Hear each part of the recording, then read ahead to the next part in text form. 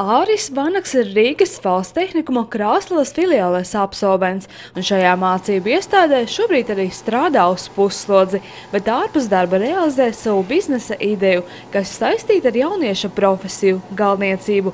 Jāteic, ka ražotā produkcija ir inovatīva.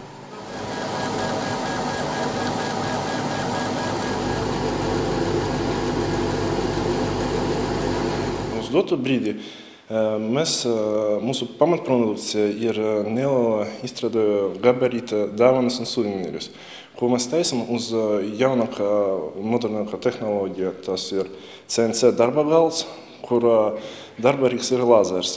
Ar to palīdzību mēs varam gravēt gan koka, finīri, saplašņi, metāla, varam gravēt uz pudelēm, uz glāzēm, kā arī viņš spēja griezt kazāģis visdažādākos materiālus ar precizitāti līdz 100 mm.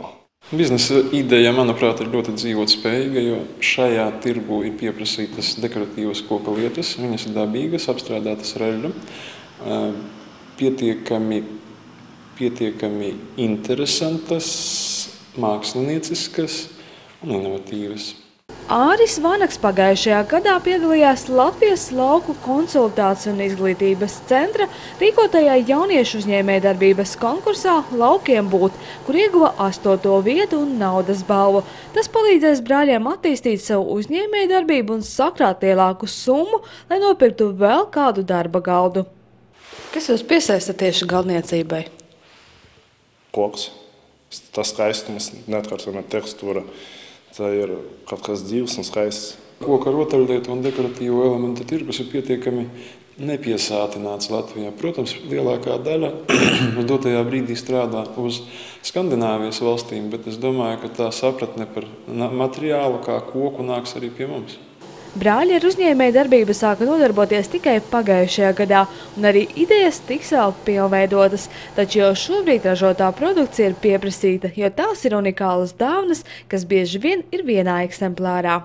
Vienai fotogrāfijai, lai cilvēks būtu apmierināts, vajag 4-5 stundas ar domu, ka tā tiek dažreiz pielabota, dažreiz vispār dalīt.